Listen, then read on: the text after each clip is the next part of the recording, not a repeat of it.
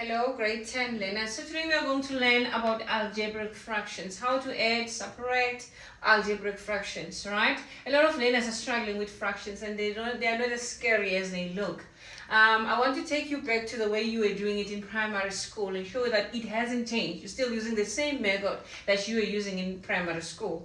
So this is my method that I used to teach my learners in primary school.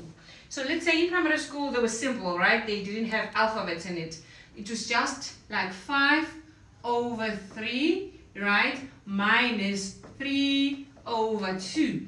Now, the first thing to do is to just look at it before you even subtract. You just look at the denominators. That's where everything is. You look at the denominators to see that are they the same or are they not. If they're not the same, the first thing is to make them the same. Then what do? You can do a butterfly method. A butterfly wing that goes with that.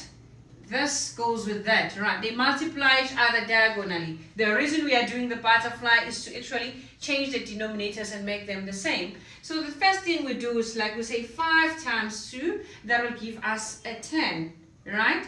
Then we come to the other side now. 3 times 3, that will give us a 9, right? And then now we're multiplying the denominators together so that we can have the same denominator. It will be 3 times 2, that will give us a 6. So now we have 6 as our denominators. You see, now the denominators are the same, therefore we are good to subtract. We can just say 10 minus 9, that will give us a 1/6. And we are done. The method hasn't changed when it comes to the high school algebraic fractions now. You use the same method, right?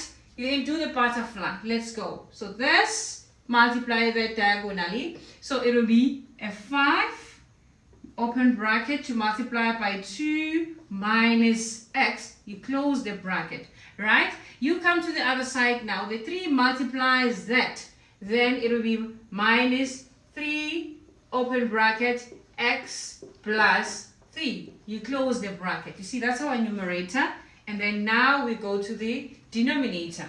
Okay? The denominators, you can just bracket them, because when you multiply them, we've got x and x, and then that will give us an x squared. So we'll just say x plus 3.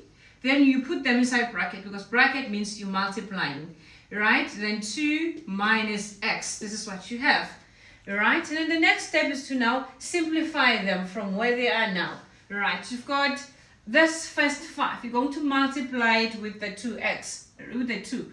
Then you start with the 2, 5 times 2, that will just give you a 10. Then you come to the other side, 5 times x, negative x, that will give you a negative